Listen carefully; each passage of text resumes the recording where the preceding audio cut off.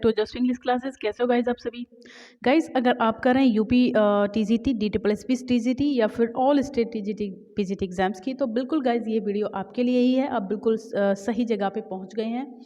तो आज का हमारा प्रैक्टिस सेट 18 है। इससे पहले जितने भी प्रैक्टिस सेट हैं सारे देख डालिए गाइज, एक भी स्किप नहीं करना है आपको, एक भी मिस नहीं करना है, क्योंकि सारे के सारे क्वेश्चन एकदम इंपॉर्टेंट हैं, एकदम बिल्कुल एग्जाम पॉइंट ऑफ व्यू से यहाँ पे रखे गए हैं। ठीक है, चलिए अब स्टार्ट करते हैं क्लास को, और एंजॉय कीजिएगा गाइज, और लाइक शेयर सेशन को जरूर कीजिएगा। और एक चीज़ और करनी है, मुझे एक कमेंट सेक्शन में ये जरूर बता दीजिएगा कि आपको क्वेश्चंस कैसे लग रहे हैं, लेवल आपको कैसा लग रहा है, और कितना स्कोर आप मेरे इस सेट के अंदर कर पा रहे हैं। 30 क्वेश्चन आपको यहाँ पे मिल रहे हैं, और देखते हैं क्या रहता है आज का। ठीक है, चलिए सबसे पहले, in which country the invention of printing press took place. पहले बहुत इंपॉर्टेंट क्वेश्चन है गाइज। सबसे पहले जो है प्रिंटिंग प्रेस का कहाँ पर इन्वेंट किया गया था, तो जर्मनी इसका आंसर हो जाता है। जर्मनी में कब किया गया था ये भी आपको पता होना चाहिए, 1436 के करीब किया गया था। और अगर इसकी बात करें तो इसको कहते हैं गुटेनबर्ग प्रिंटिंग प्रेस। किसके नाम से? गुटेनबर्ग। और गुटेनबर्ग प्रिंटिंग प्रेस के नाम से ये है। और जिसने इसको स्थापित किया था गाइज, इन्वेंट किया था ना, तो उनका नाम था जोहन्नेस गुटेनबर्ग। क्या था? जोहन्नेस गुटेनबर्ग।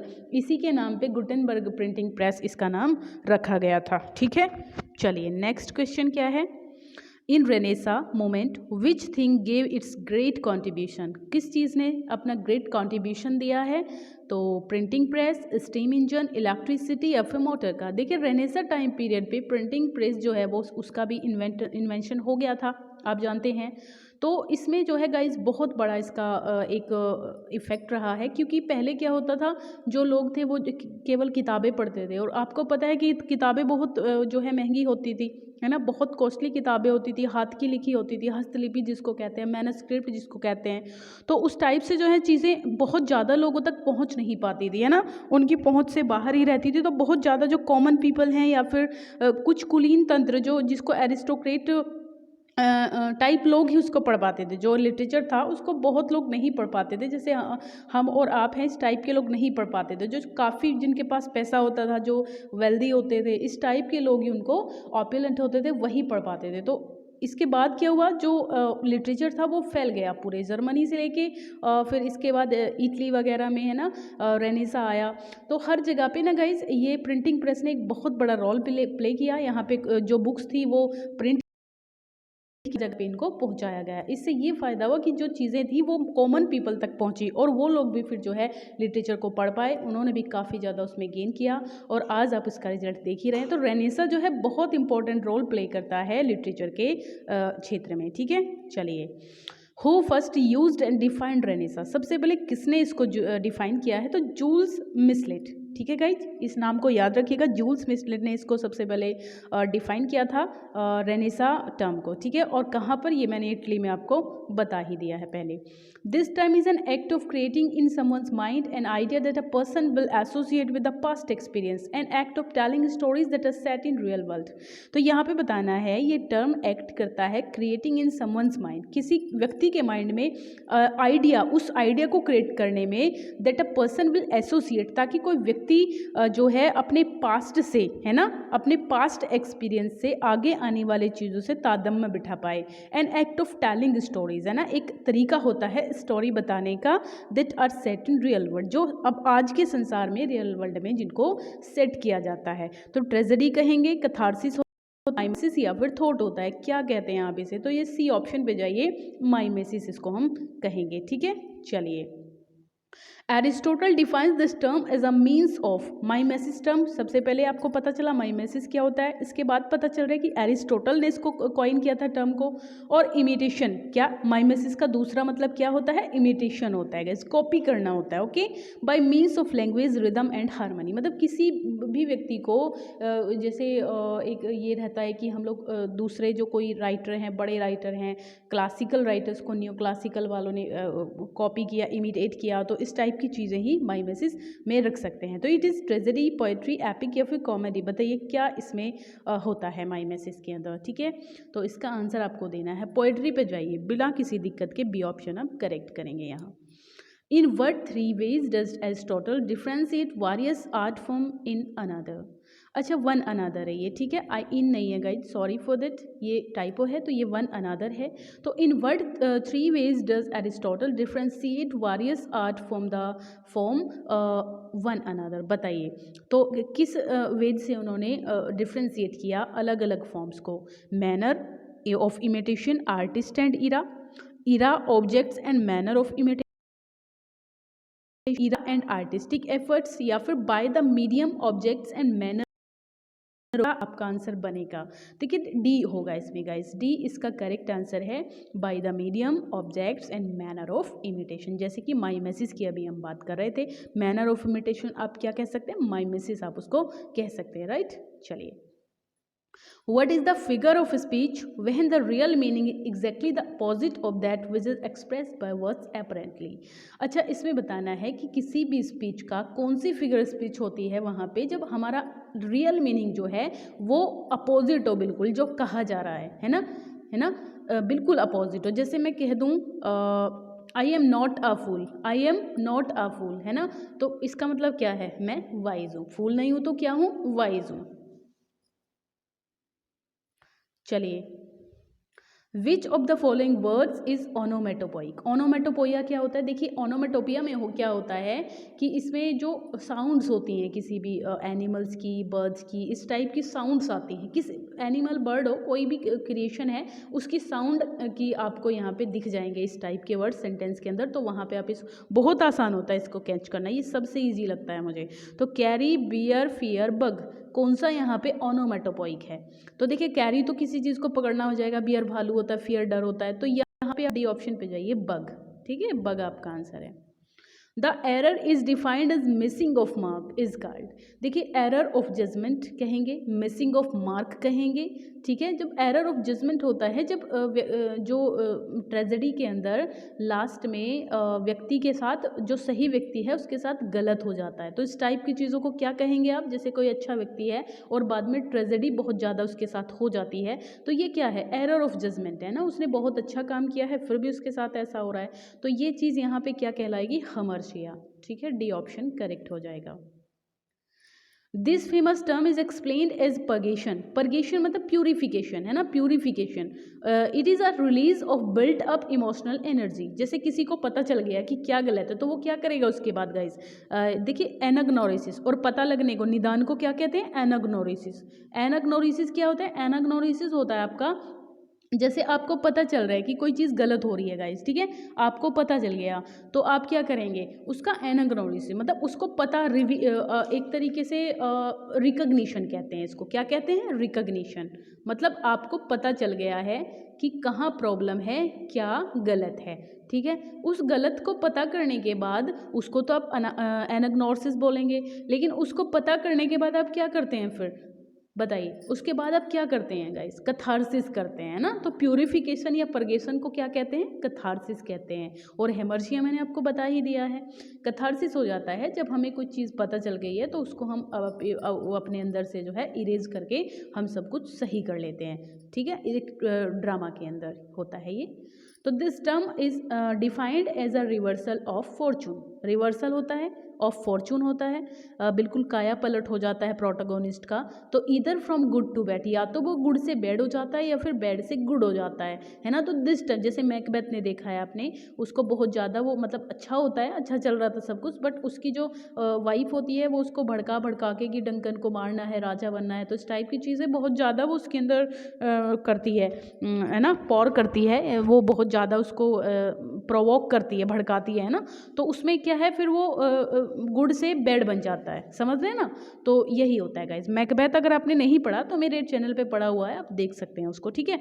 तो गुड और बैड या तो अच्छे से बुरा बन जाएगा या फिर बुरे से अच्छा बन जाएगा, दोनों ही चीज़ें हो सकती है, तो उसको हम लोग कहते हैं पैरीपीटिया, सी ऑप्शन। चलिए, the literary art of diminishing a subject by making it ridiculous and evoking towards the attitude of amusement and scorn is called. देखिए बहुत ज़्यादा स्कॉर्न होता है, बहुत ज़्यादा हास्यास्पद बना देना चीज़ों को, रिडिकुलस बना देना, है ना, रिडिकुलस एक तरीके से भद्दा मजाक वाली चीज़ें बना देना, तो ताकि अम्यूजमेंट हो पाए। तो इसमें एलिगरी कहते हैं इसको, एलिगरी इसको नहीं कहते गाइस। देखिए एलिगरी क्या होती है, जिसमें दो मीनिंग होते हैं, एक मीनिंग साथ में चल रहा होता है, जैसे एनिमल फार्म आपने देखी है ना, एनिमल फार्म आपने पिलग्रिम्स प्रोग्रेस आपने सुनी है, वो एक रिलीजियस एलिगरी है। तो वहाँ पे क्या होता है, मीनिंग तो चल रहा होता है कुछ और, लेकिन जो सामने की स्टोरी है वो फ्रंट है, उसमें कैरेक्टर आपको नजर आएंगे, लेकिन उसमें एक इनर स्टोरी भी होती है, उसको भी आपको समझना होता है, तो वो एलिगरी हो जाती है, जो पैरेलल मीनिंग साथ साथ चलते हैं। मेलोड्रामा आपको पता ही है, और पैरोडी हो जाएगा इसका, ठीक है, पैरोडी हो जाता है वो, जिसे सटायर आपको कहते हैं। सटायर होता है किसी भी एक कैटेगरी को लेकर के, जैसे किसी भी पीरियड में उस टाइम की चीज़ों पे जब हम एक तरीके से सटायर करते हैं ना, उसको कहते हैं। What is meaning of the expression avant garde, इसका क्या मतलब होता है? तो इसका होता है कोई भी new writing that is innovative, कुछ भी नया लिखना, कुछ भी डिफरेंट लिखना, उसको आप कह सकते हैं। Alone, alone, all alone, alone on a wide sea, इसमें क्या, कौन सा फिगर ऑफ स्पीच यहाँ पे बनता है?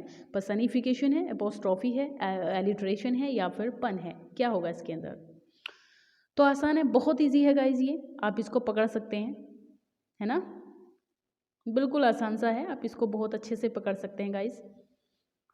हाँ बिल्कुल, तो इसमें हम किस पे जा सकते हैं? अलोन, अलोन, ऑल अलोन, ठीक है। एलिट्रेशन, एलिट्रेशन है गाइज यहाँ पे है, क्योंकि हमें क्या है, एक तरीके से देखिए, अलोन, अलोन, अलोन, ए पूरी लाइन में आपको नज़र आ रहा है, दूसरी वाली में वाइड, वाइड, है ना, इस टाइप से, तो यहाँ पे एलिट्रेशन मुझे सही लग रहा है। Which author reported that Shakespeare had been a country school master, किसने, ऑथर ने ये रिपोर्ट की, ये रिपोर्ट दी है कि जो शेक्सपियर थे वो एक स्कूल मास्टर भी रहे हैं कंट्री के अंदर, किसने बताया है हमें ऐसा? तो निकोलस रो हैं, जॉन ओब्रे, जॉन फ्लेचर, या फिर नन। निकोलस रो का जो टाइम पीरियड 1674 से 1718 तक रहे। जॉन ओब्रे 1626 में पैदा हुए, 1697 में इनकी डेथ हो गई। और जॉन फ्लेचर जो थे, इनका एक प्ले भी है शेक्सपियर के साथ, तो 1579 में ये पैदा हुए और 1625 में इनकी डेथ हो गई। तो फिर या फिर नन, इनमें से कोई भी नहीं, तो जॉन ओब्रे हैं गाइज, बी ऑप्शन पे जाइए आप। जॉन ओब्रे ने हमें बताया है कि अपने एक किसी वर्क में इन्होंने हमें ये बताया है। Shakespeare left his home village for London, Shakespeare ने अपना जो होम विलेज था फोर्टशायर, उसको कब छोड़ा लंदन के लिए? 1587, 1588, 1589, 1590, तो ये आपका ए ऑप्शन इज करेक्ट, 1587 में वो जो है चल पड़े थे निकल के, है ना। चलिए, रीचिंग लंदन, लंदन जाकर के 1587 में शेक्सपियर क्या ज्वाइन किया उन्होंने?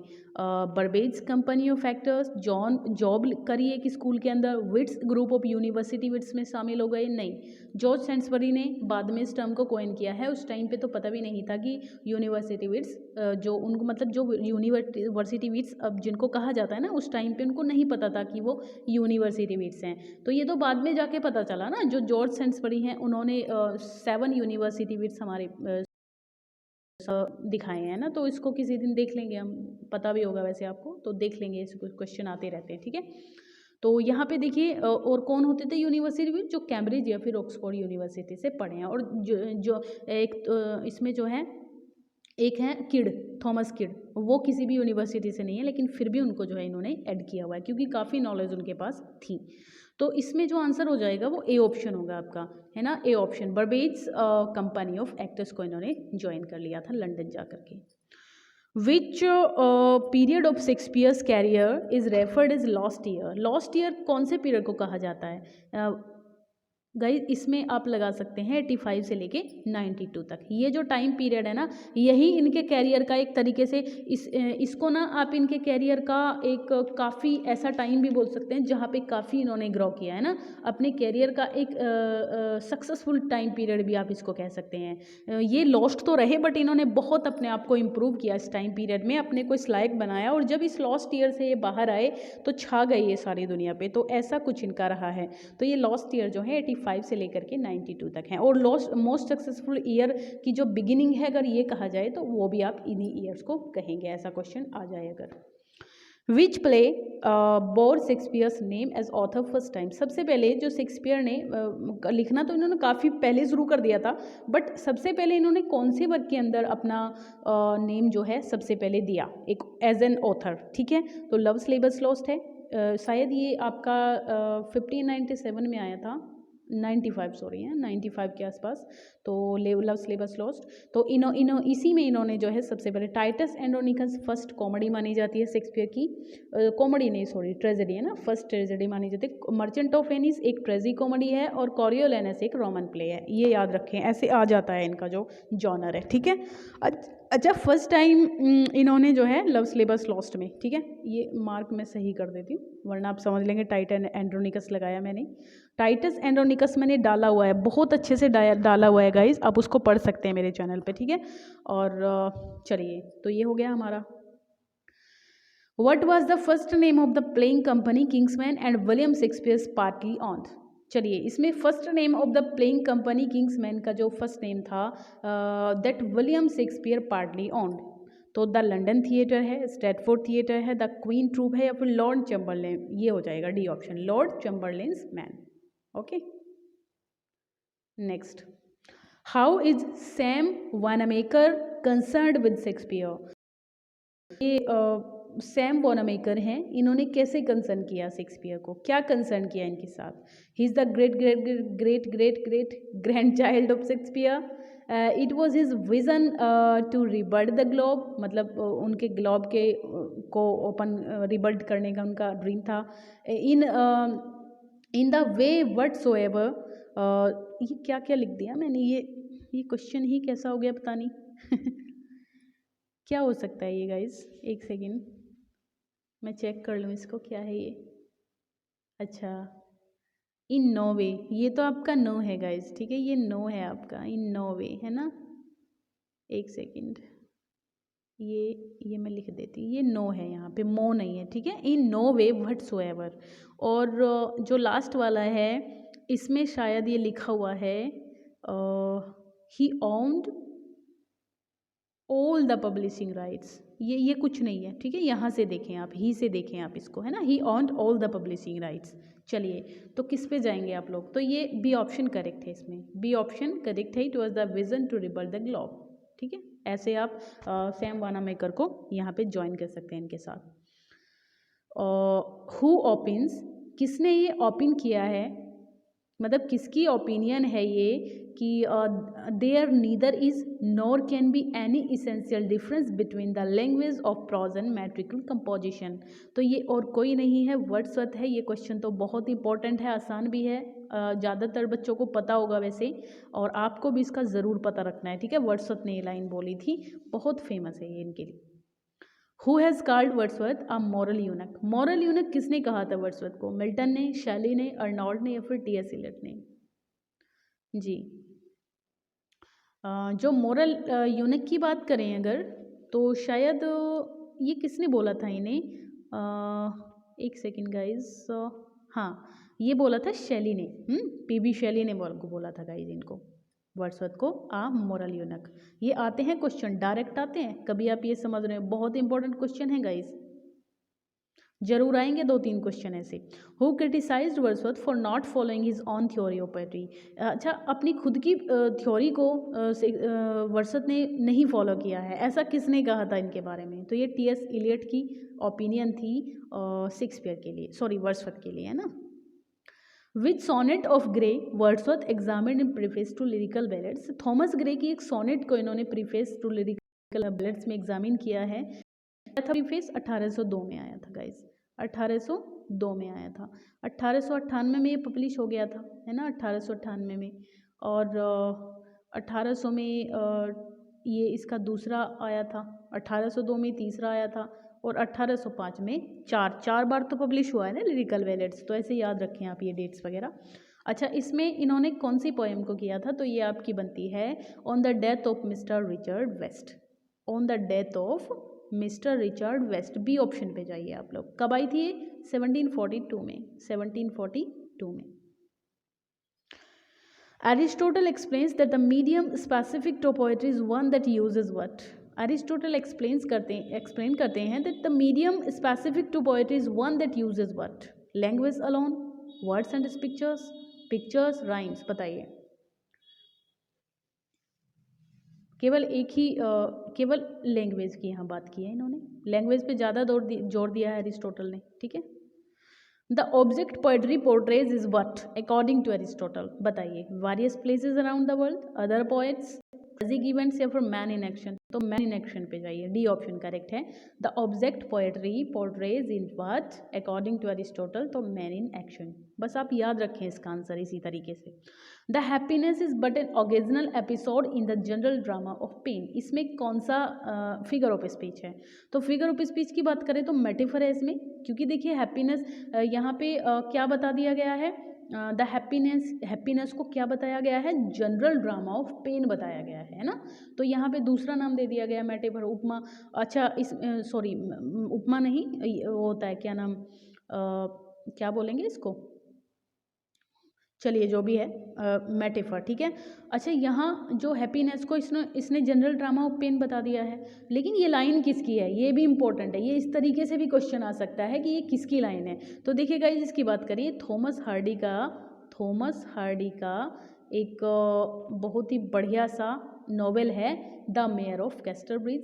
क्या है? द मेयर ऑफ कैस्टरब्रिज, जो कि 1861 के करीब आया था, ठीक है। इसी की ये लाइन है, किसने कही है? हेट रसर हैंकर्ड, है ना। The ode on the morning of Christ nativity was begun on, कब बिगन हुई थी ये? क्रिसमस डे 1629 में, क्रिसमस डे 1630 में, क्रिसमस डे 1631 में, या फिर क्रिसमस डे 1632। तो मुझे तो ऐसा लग रहा है कि ये पहला ही ऑप्शन करेक्ट है आपका, क्योंकि 29 में आई थी ये, on the morning of Christ nativity, तो क्रिसमस डे के दिन आई थी, ये भी याद रखना है आपको। What was the last question है, मैंने लाइक शेयर को नहीं कहा गाइज, और आपने किया भी नहीं होगा, प्लीज़ कर दीजिए एक लाइक शेयर, है ना। कुछ नहीं जाता आपका, बट मुझे थोड़ी हेल्प हो जाती है, ठीक है। तो what was the original name college intended for Biographia Literaria, तो जो ओरिजिनल इन्होंने नेम दिया था इनको, वो क्या दिया था बायोग्राफिया लिटरेरिया को? बायोग्राफी ऑफ लिटरेरी थ्योरी, ऑटोबायोग्राफिया, यही दिया था गाइज बी ऑप्शन, ऑटोबायोग्राफिया लिटरेरिया। फिर बाद में इसको क्या कर दिया गया? Biographia Literaria. इंपॉर्टेंट वर्क है ये इनका, ठीक है। चलिए गाइज, तो यही तक का सफ़र था आज हमारा। नेक्स्ट वीडियो में फिर से आपसे मिलते हैं, तब तक के लिए बाय बाय, टेक केयर, पढ़ते रहिए गाइज, बाय।